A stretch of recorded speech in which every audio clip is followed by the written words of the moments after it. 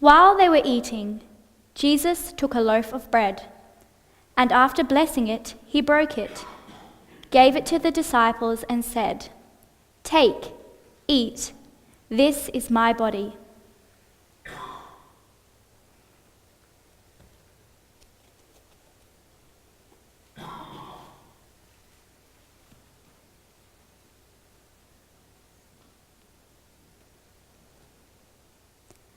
Then he took a cup, and after giving thanks, he gave it to them, saying, "Drink from it, all of you, for this is my blood of the covenant, which is poured out for many for the forgiveness of sins."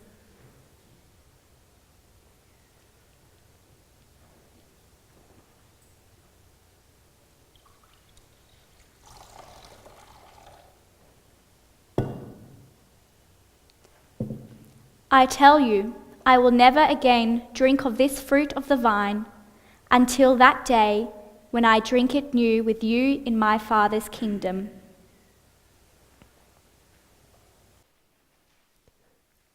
Then Jesus went with them to a place called Gethsemane, and he said to his disciples, "Sit here while I go over there and pray."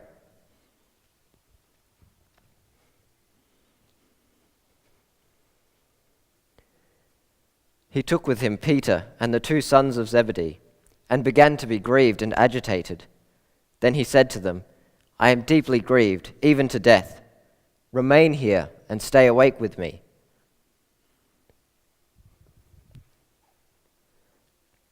And going a little further, he threw himself on the ground and prayed, "My Father, if it is possible, let this cup pass from me.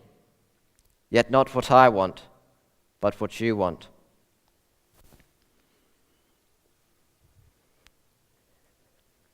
Then he came to the disciples and found them sleeping, and he said to Peter, "So, could you not stay awake with me 1 hour? Stay awake and pray that you may not come into the time of trial. The spirit indeed is willing, but the flesh is weak."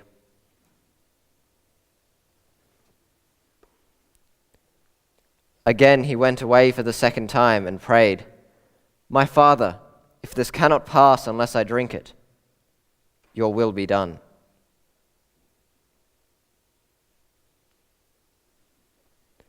Again he came and found them sleeping, for their eyes were heavy. So leaving them, he went away and prayed for the 3rd time, saying the same words.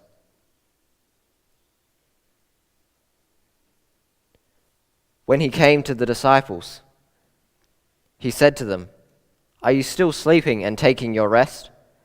See, the hour is at hand, and the Son of Man is betrayed into the hands of sinners. Get up, let us be going. See, my betrayer is at hand." Those who had arrested Jesus took him to Caiaphas the high priest, in whose house the scribes and the elders had gathered.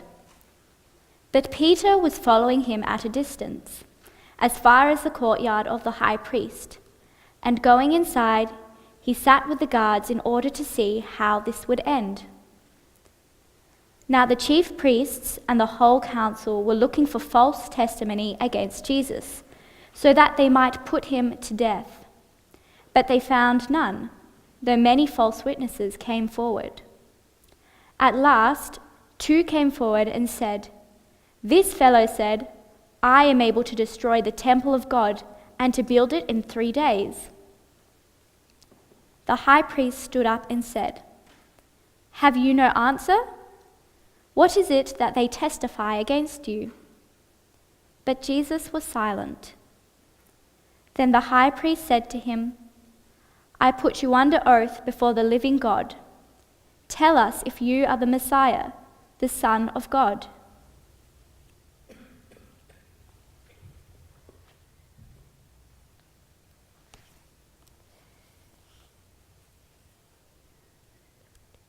Jesus said to him, "You have said so, but I tell you, from now on you will see the Son of Man seated at the right hand of power and coming on the clouds of heaven." Then the high priest tore his clothes and said, "He has blasphemed. Why do we still need witnesses? You have now heard his blasphemy. What is your verdict?" They answered, "He deserves death." Then they spat in his face and struck him, and some slapped him.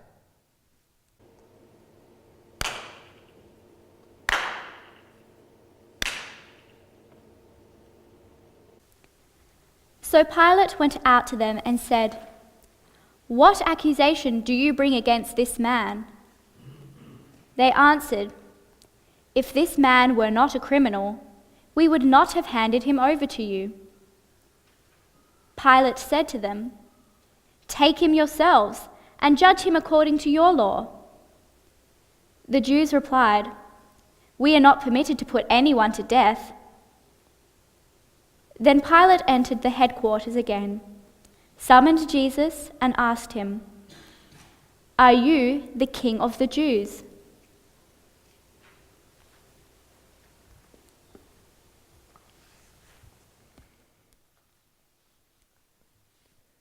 Jesus answered, "Do you ask this on your own, or did others tell you about me?" Pilate replied, "I am not a Jew, am I? Your own nation and the chief priests have handed you over to me. What have you done?" Jesus answered, "My kingdom is not from this world. If my kingdom were from this world, my followers would be fighting to keep me from being handed over to the Jews. But as it is, my kingdom is not from here." Pilate asked him, "So you are a king?" Jesus answered, "You say that I am a king. For this I was born, and for this I came into the world, to testify to the truth. Everyone who belongs to the truth listens to my voice." Then Pilate took Jesus and had him flogged.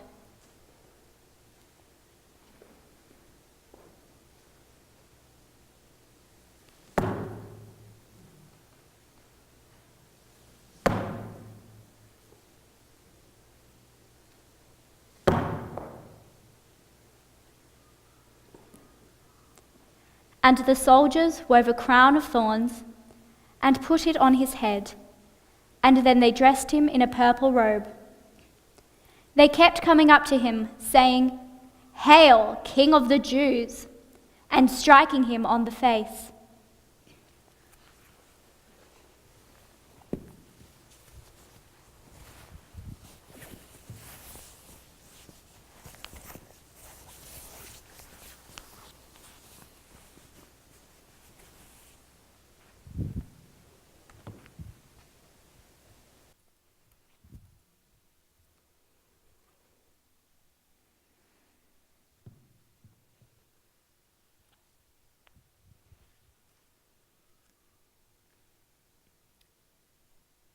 Pilate went out again and said to them, "Look, I am bringing him out to you to let you know that I find no case against him."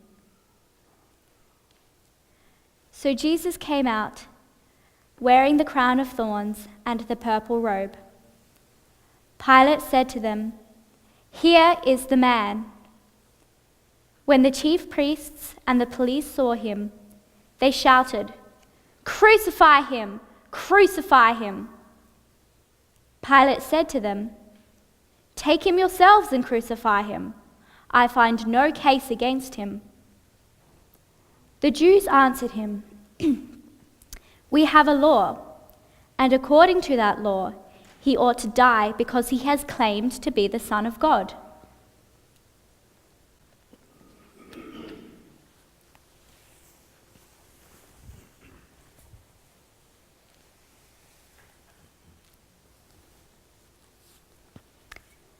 Then Pilate handed him over to them to be crucified. So they took Jesus, and carrying the cross by himself, he went out to what is called the place of the skull, which in Hebrew is called Golgotha. As they led him away, they seized a man, Simon of Cyrene, who was coming from the country, and they laid the cross on him and made him carry it behind Jesus.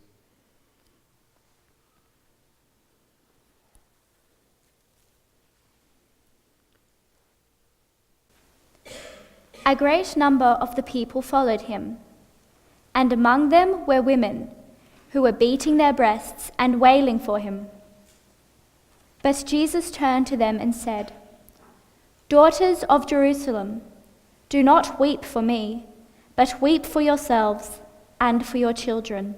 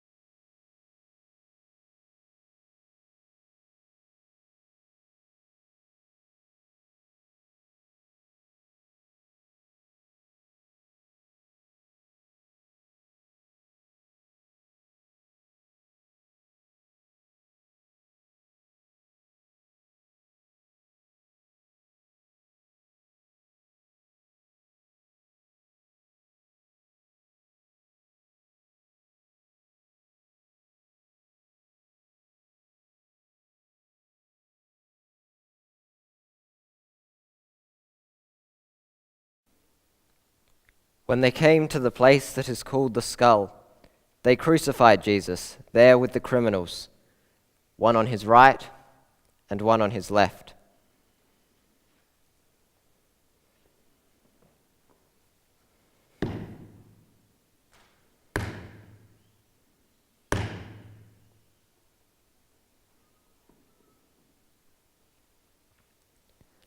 Then Jesus said, "Father, forgive them, for they do not know what they are doing." And they cast lots to divide his clothing. And the people stood by, watching. But the leaders scoffed at him, saying, "He saved others. Let him save himself if he is the Messiah of God, his chosen one." One of the criminals who were hanged there kept deriding him and saying, "Are you not the Messiah? Save yourself and us." But the other rebuked him, saying, "Do you not fear God, since you are under the same sentence of condemnation? And we indeed have been condemned justly, for we are getting what we deserve for our deeds. But this man has done nothing wrong." Then he said, "Jesus, remember me when you come into your kingdom." He replied, "Truly I tell you, today you will be with me in paradise." Meanwhile, standing near the cross of Jesus were his mother and his mother's sister, Mary, the wife of Clopas, and Mary Magdalene. When Jesus saw his mother and the disciple whom he loved standing there beside her, he said to his mother, "Woman, here is your son." Then he said to the disciple, "Here is your mother." And from that hour, the disciple took her into his own home. When it was noon, darkness came over the whole land until 3 p.m. 3 o'clock, Jesus cried out with a loud voice, "Eloi, Eloi, lema sabachthani," which means, my God, why have you forsaken me?" Then Jesus, crying with a loud voice, said, "Father, into your hands I commend my spirit." Having said this, he breathed his last.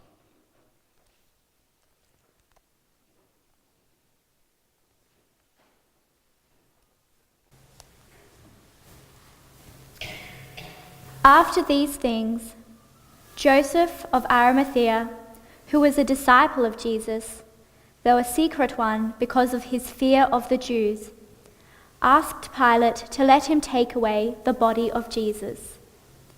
Pilate gave him permission, so he came and removed the body.